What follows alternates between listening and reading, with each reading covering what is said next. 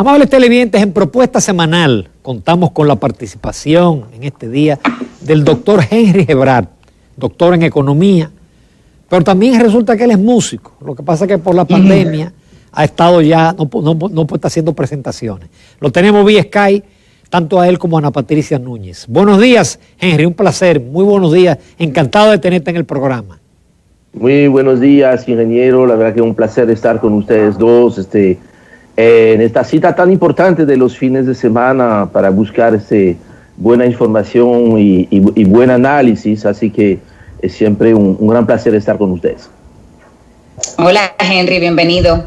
Ana Patricia, ¿cómo estás? Exactamente, Bien. porque la ventaja es que Henry es francés, está apalatanado y maneja así las cifras de la economía dominicana.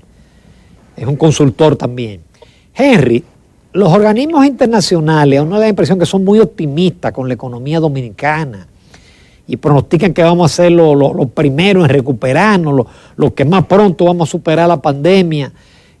¿Tú tienes esa misma visión? Bueno, mira, es interesante. Mira, ¿cuál es la situación? Primero tenemos que entender que hay cierta lógica y facilidad para el 2021 tener una cifra de crecimiento que aparentemente luce muy alta, porque prácticamente el objetivo del 2021 es acercarse lo más posible al nivel que tenía la economía en el 2019. O sea que comparado con el 2019, no vamos a lograr recuperar completamente este nivel. Sin embargo, como no nos vamos a comparar con el 2019, que eso era el caso en el 2020, sino que vamos a tener que compararnos con el 2020. El 2020 la economía cayó 6.7%. Entonces, el solo hecho de regresar al nivel más o menos de la economía del 2019 asegura un crecimiento significativo. Yo, la semana pasada, hice un nuevo ejercicio y a mí me dio, aún reconociendo las grandes dificultades del sector turismo, donde nos va a hacer falta gran parte de la temporada de invierno. Yo estoy proyectando ahora un crecimiento de un 6.2%, que si bien luce altísimo, Ramón, con 6.2% no logramos compensar la gran caída del año pasado, y fíjense que con este 6.2%, yo llegué a este 6.2% contando que en el mes de enero la caída de la economía iba a ser 4.2%, y el Banco Central dio a conocer la semana pasada la cifra del IMAE, del indicador mensual de actividad económica, indica una caída de solamente 1.8%. O sea que ya en el primer mes yo estaba aún más pesimista que las cifras reales, por lo que yo todavía es muy temprano para revisar hacia el alza, ¿no?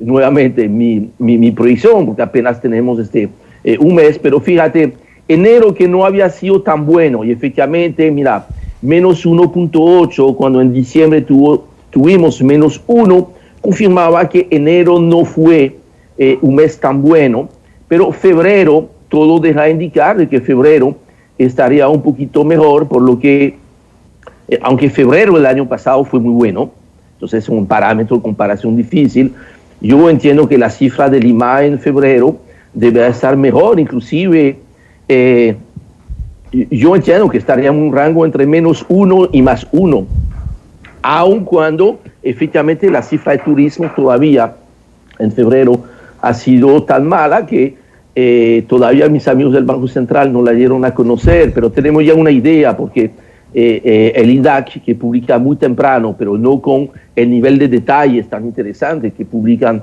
mis amigos del Central, obviamente ha confirmado que tú no puedes tener números buenos en invierno de turismo teniendo el mercado canadiense cerrado. Solamente por el mercado canadiense en enero perdimos 130,000 turistas. Entonces, yo efectivamente, mira, yo no sé si es optimismo, yo creo que es realismo. Efectivamente hay sectores que se están recuperando, de hecho no es sorpresa. recuerdan Ramón y Ana Patricia que ya desde el mes de noviembre del año pasado, excluyendo la caída del sector turismo y el resto de la economía, está en territorio positivo, por lo que especialmente a partir del segundo trimestre, cuando se supone que ya arranca con fuerza ya no la política monetaria, sino la política fiscal, que va a ser mucho dinero del Estado en muchas construcciones en todo el país, eso debería de asegurar un buen nivel de crecimiento, y en eso yo creo que las declaraciones que hemos visto esta semana de nuestro amigo Paneliza, el viceministro de Economía, Planificación y Desarrollo, diciendo que ya llegó la hora de dejar el incentivo a través de política monetaria, que fue la gran política del año pasado. Ahora le toca el turno a la política fiscal, y eso es el movimiento que necesita moverse desde el Estado. Henry, ¿crees tú que las medidas que se han tomado hasta el momento realmente son certeras para poder asegurar una recuperación económica?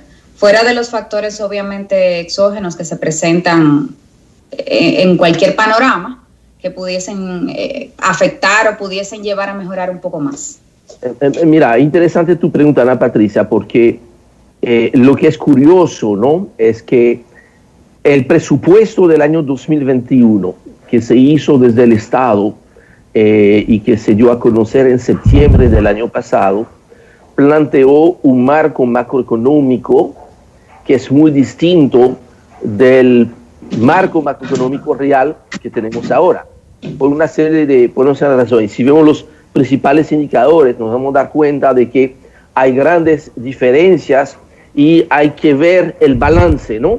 Las cosas más que son buenas sorpresas y las otras que son malas sorpresas. Vamos a ver punto por punto. Vamos a dejar de lado el crecimiento económico porque ya lo hemos tocado. El presupuesto habla de 5%, creo que deberíamos de tener, y más vale de hecho que se logre una cifra mayor, porque si no, entonces nos estamos alejando del nivel que tuvo la economía dominicana en el 2019. De hecho, en abril, que es el mes que viene ya, no se sorprenda cuando el Banco Central anuncia un crecimiento de un 40%. Sí, porque fue menos 28 en abril del año pasado. Entonces, eso es un asunto de matemática más que de economía. Entonces, en el caso del tipo de cambio, el dólar, esto ha sido una sorpresa interesante, para ponerlo así. Ustedes recordarán que el año pasado tuve muchísimo problema con el manejo cambiario. La semana antes de las elecciones, la devaluación del peso alcanzaba el 15%. Y teníamos tasas de cambio que se proyectaban 59, 60, a partir del éxito, ¿no?, de que se pudo realizar, a pesar vamos a decir, los temores que había. Las elecciones se pudieron realizar, fue un hecho, de hecho, saludado a nivel internacional, de que en pleno medio de una pandemia tan grave se haya podido celebrar las elecciones sin problema y que se diera una transición política sin problema, prácticamente sin problema.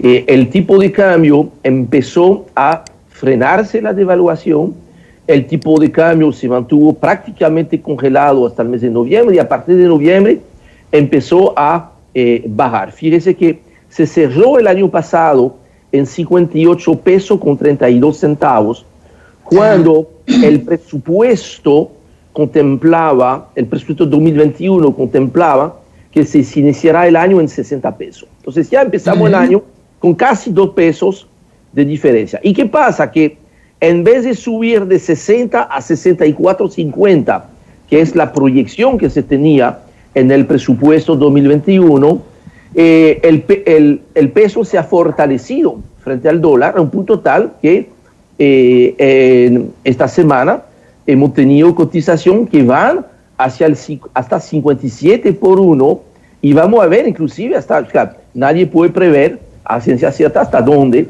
pudiese bajar. O sea que ahí tengo una sorpresa interesante, que es creo que globalmente es una buena noticia, porque obviamente corrige un poquito la sobredevaluación que tuvimos el año pasado, va a ayudar a mejorar un tema interesante, que es que a pesar de que se proyectaba en el presupuesto un crecimiento de un 5% del PIB, el PIB en dólares no iba a crecer. O sea, lo que se proyectaba es que prácticamente el PIB del 2021 iba a ser igual al PIB del 2020 en dólares.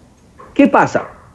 Ahí vamos a tener 3 factores que van a ayudar a que el PIB en dólares crezca de una manera bastante interesante y que no estaba previsto.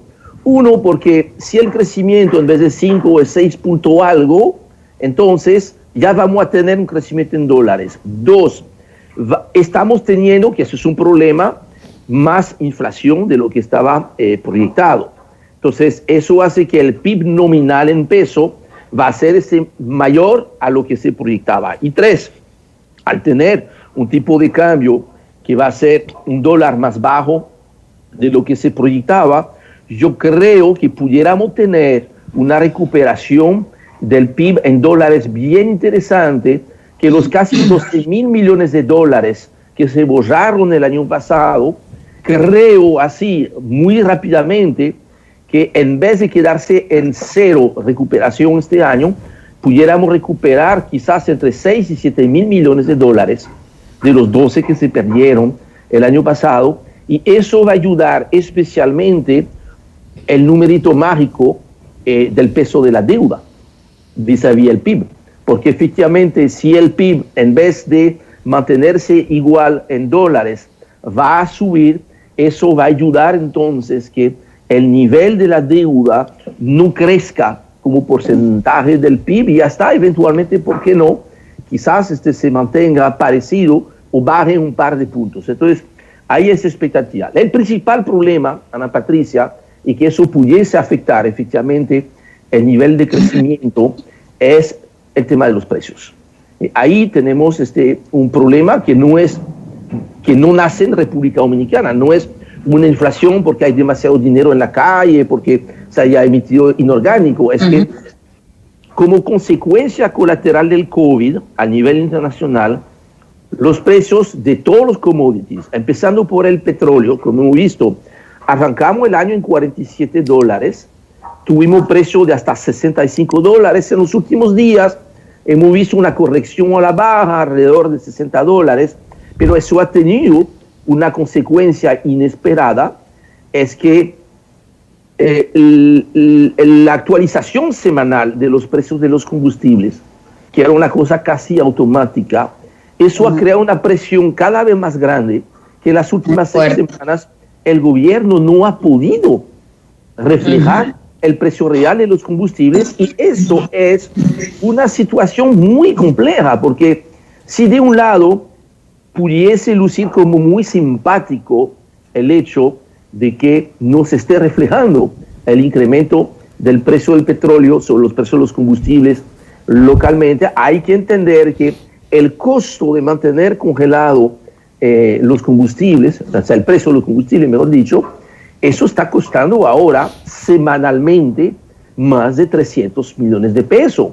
Y si queremos tener una idea de esto, lo multiplicamos por 52 semanas, eso te daría que prácticamente mantener congelados los precios en la situación de hoy es insostenible, porque se estaría llevando prácticamente toda la recaudación que vamos a obtener de la mina de oro de Cotuí. O sea, que sería una forma pésima, ¿verdad?, de invertir el dinero de la mina de oro en quemarlo en subsidio a los combustibles, cuando inclusive si tú hablas con economista como Paveliza, él te explica claramente, y es fácil de entender, de que este tipo de mecanismo que luce simpático para la población en general, en realidad lo aprovechan mucho más los que menos lo necesitan. Porque ¿quiénes son los que compramos los combustibles? Son los hogares del quintil 4, quintil 5, o sea, los hogares que menos problemas económicos tienen actualmente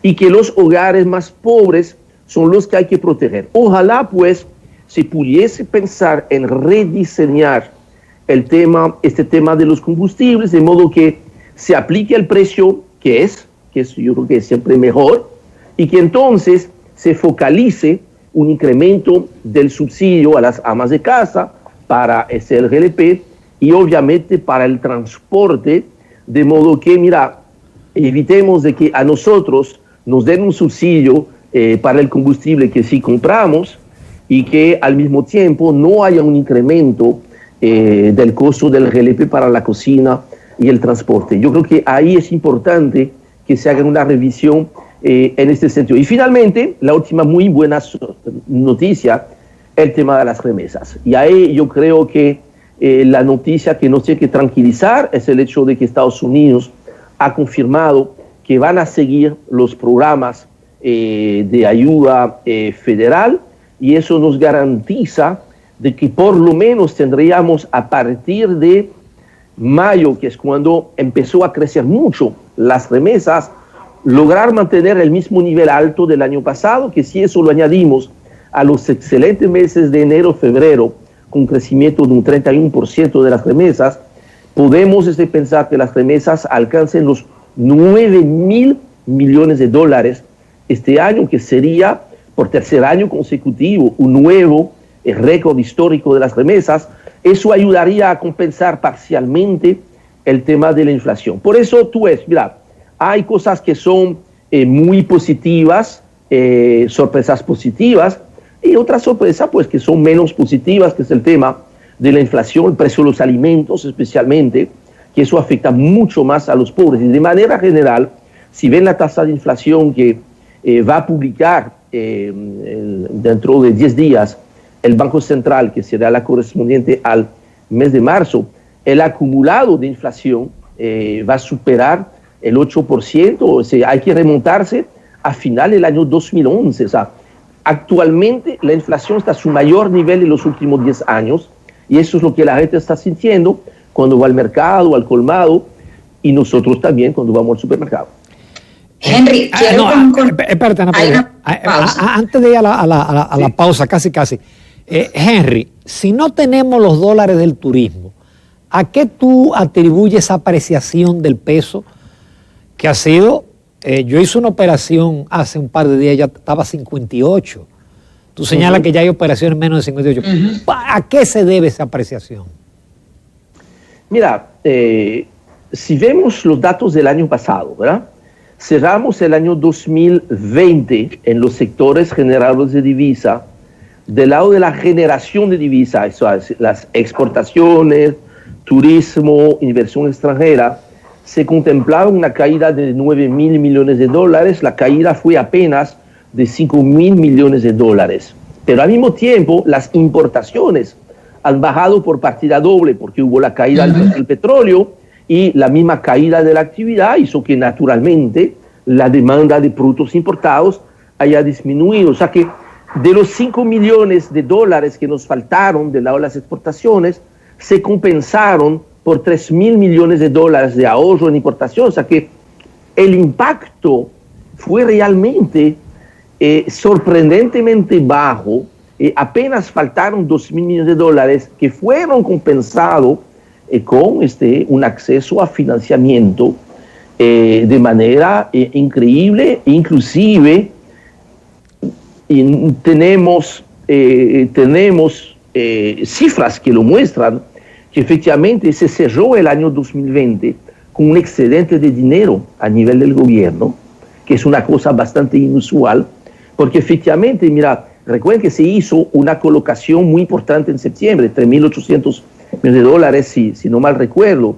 En diciembre se hizo, y qué pena que no se dio a conocer un poquito más, una transacción muy interesante y muy ilustrativo de lo que pudiera mover a futuro, que es intercambio de deuda, cambiar papeles muy caros, muy cortos, por papeles más baratos y más largos en vencimiento.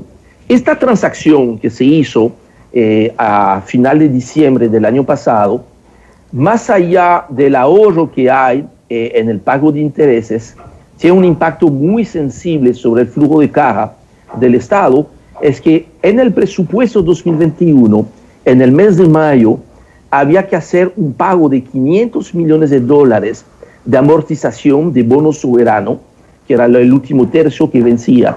Y con la transacción del mes de diciembre pasado, este pago se llevó para varios años delante, lo cual quiere decir que hay $500 millones que se iban a tener que erogar en el presupuesto 2021 y que ahora están disponibles.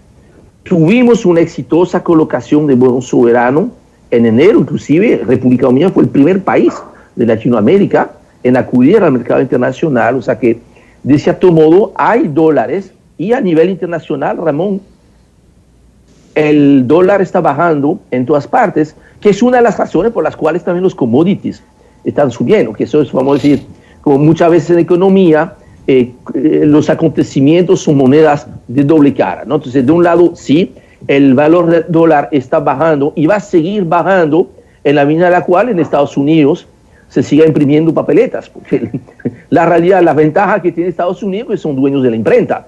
Entonces, en el 2021 se va a imprimir muchos dólares.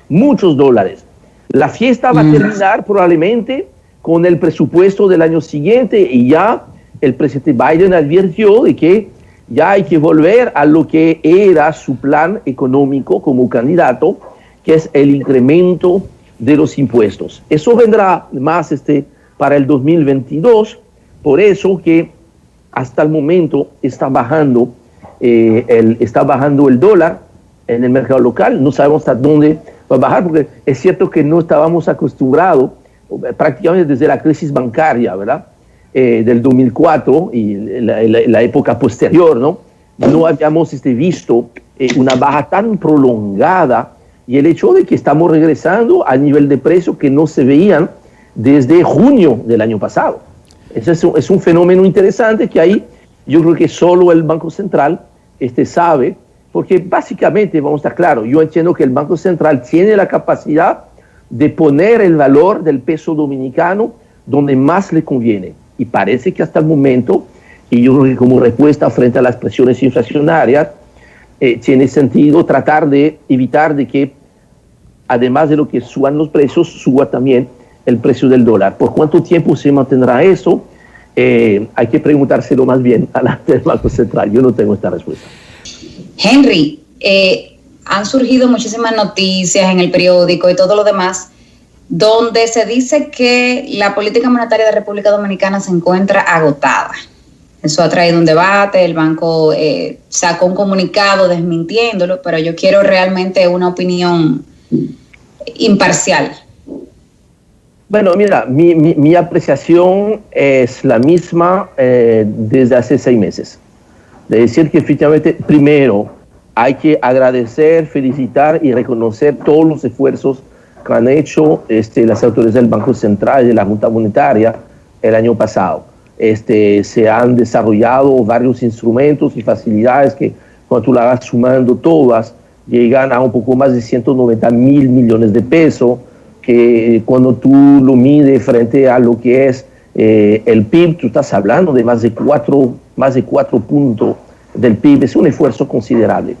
¿Qué pasa? Que este tipo de medidas siempre funcionó muy bien en la República Dominicana, pero frente a una crisis como la del COVID, parece que estuvo un poco limitado el impacto que se esperaba. Y yo recuerdo más de una oportunidad haber visto declaraciones del propio gobernador del Banco Central que se mostraba un poco, mostraba un poquito de enojo, ¿no?, con el sistema financiero, porque dice, mira, yo le estoy poniendo 190.000 millones para que eso llegue a las empresas, a la gente, para ya ayudarlos, que ya darle liquidez, que era correcto, porque había que salvar la comida de la gente, la salud de la gente, hacer que las empresas no cerraran, para no perder más empleos de lo que ya se habían perdido.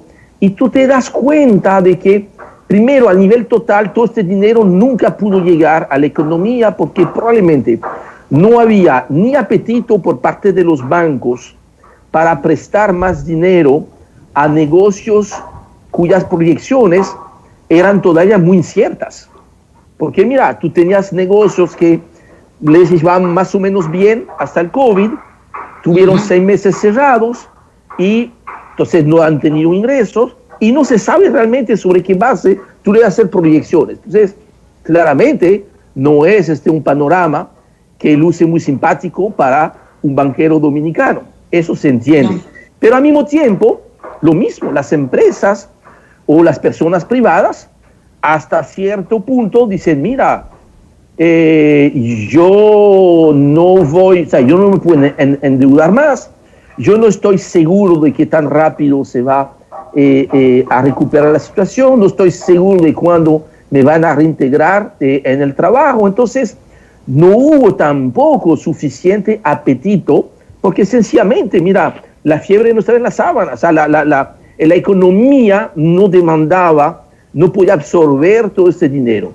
¿Cuál ha sido el resultado? Y se ve, o sea, tú lees, estaba leyendo anoche el informe anual de la Asociación de Bancos y te decía precisamente eso. La liquidez de los bancos ha crecido una barbaridad, pero este crecimiento de liquidez, donde lo han podido invertir en gran medida, en la mayor medida, en papeles del Estado y especialmente en certificados del Banco Central.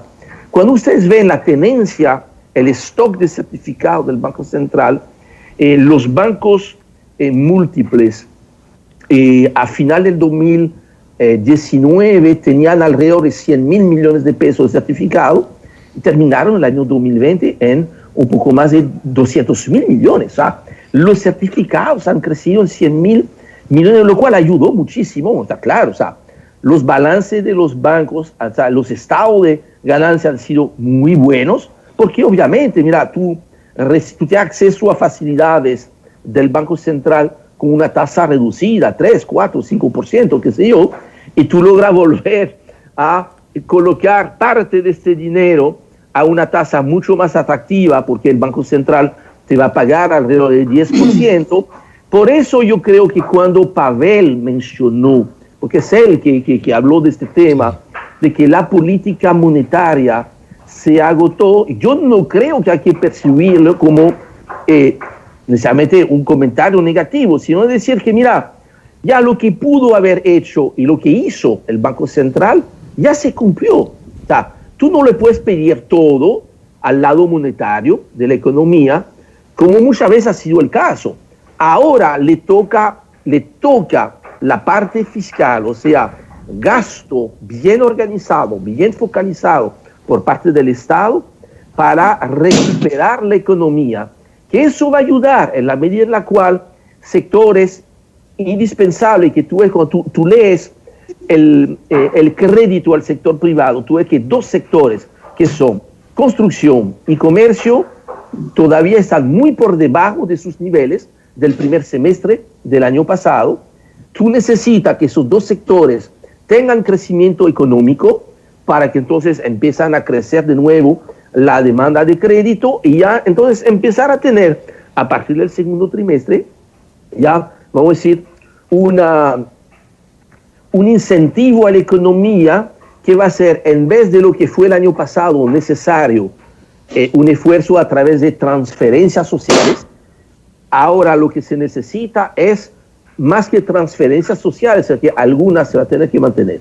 Eso parece ser bastante evidente. Yo vi que el expresidente Leonel Fernández se ha pronunciado en ese sentido y creo que él tiene razón en esto, pero hay que poder tener, y el dinero está, porque estaba previsto en el presupuesto 2021, es tiempo ahora que el Estado haga esas inversiones, ponga dinero en la economía, en actividades que puedan tener un efecto multiplicador y un efecto muy localizado. Yo creo que hay muchas áreas del país, especialmente las zonas turísticas, que necesitan esas obras. Y ustedes recuerdan que en más de una oportunidad, conversando con ustedes el año pasado, yo mencionaba eso. En vez de tener mega obras, yo creo que es mejor tener una multiplicidad de obras pequeñas en todo el país, porque eso va a dinamizar la economía local. Vamos a poner a trabajar la señora que vende comida, vamos a poner a trabajar el que transporta gente, que ya no tiene turistas, pero entonces puede transportar trabajadores. Vamos a tener la pequeña ferretería, el colmado que va a trabajar. En fin, yo creo que en este sentido, yo creo que estaba diciendo Pavel algo que para mí hace mucho sentido. Ahora le toca el turno a la política fiscal, al gasto público, tomar el relevo de lo que en gran medida funcionó, aunque quizás no funcionó con la misma magnitud que se esperaba, porque estamos frente a condiciones extraordinarias. Esta crisis que estamos viviendo es una crisis extraordinaria, entonces las recetas tradicionales no te pueden funcionar quizás con el mismo grado de intensidad como tú lo hubiese querido, pero no creo que haya que decir, mira, ahora tiene que ser la política fiscal porque la monetaria no funciona. No, yo creo que eso sería hacer un análisis muy poco objetivo de la situación. Finalmente, porque tenemos pocos minutos, Henry, correcto, aumentar el gasto, eventualmente aumentar el endeudamiento, nos encaminamos una serie de países a una crisis de deuda. Mira, habrá crisis de deuda es que tú no logras refinanciar. Esa es una crisis. No la vamos a tener porque todavía República Dominicana es muy atractiva para los. De hecho, hemos visto, nunca hubo problema para colocar. Más me preocupa el peso que representa el costo del servicio de la deuda para las finanzas públicas, porque le está quitando todos los grados de libertad para hacer política pública. Un ejemplo, en el presupuesto 2021 se contempla pagar más de 180 mil millones de pesos de intereses para la deuda pública. El presupuesto de salud son apenas 90 mil millones de pesos. Estamos dedicando el doble a pagar intereses solamente a presupuesto de salud. Por eso que el tema de lo que el presidente de la República en su discurso del 27 de febrero mencionó el pacto social, que el pacto social es una reforma fiscal integral, 1, 2, una política de recuperación de los niveles de poder adquisitivo, revisión del tema salarial, que yo no lo veo posible si no se acopla a decisiones del área fiscal. Yo, por ejemplo, lo que yo propongo es que si vamos a bajar efectivamente la tasa del impuesto a la renta a las empresas, tiene que ser a cambio de incrementar los salarios de los trabajadores, porque eso es necesario. Los niveles, mire lo que dice el Banco Central, la canasta del quintil 1, los hogares más pobres, y antes del brote de inflación, se calculaba en casi 21.400 pesos. El salario, el promedio de los salarios mínimo no logra comprar el 60% de esa canasta. Entonces, tenemos que hacer algo del lado de los salarios. Y finalmente está toda la revisión de la seguridad social. O sea, esa es una agenda de reformas, de transformación tan grande, tan importante, porque tiene que estar incluido en el presupuesto 2022. Y ya no hay tiempo, creo yo, muy humildemente, le voy a decir, yo siempre he sido, mira, un enamorado del tema del pacto fiscal. Señores, ya no hay tiempo para eso. No va a haber tiempo para hacer esta discusión en el Consejo Económico y Social. Y qué pena, pero creo que vamos a tener que ser muy pragmáticos. Y ahí yo creo que el presidente de la República va a tener que usar todo su liderazgo, toda su credibilidad que tiene todavía, el capital político lo tiene todavía, pero ya cada semana que pasa se corre el riesgo de ir erosionando ese capital político, porque así es la política. Entonces, creo que el presidente no va a poder esperar que se negocie, se discuta y se firme un pacto social o un pacto fiscal, porque tiene que incorporar todas esas grandes reformas en el presupuesto del 2022. Y el presupuesto del 2022 hay que presentarlo en septiembre. Y para presentarlo en septiembre, entonces ya este verano hay que estar claro. creo que esas declaraciones que a veces lucen contradictorias entre varios elementos del equipo económico del gobierno, nos muestra que efectivamente están teniendo esas conversaciones ahora, porque es importante.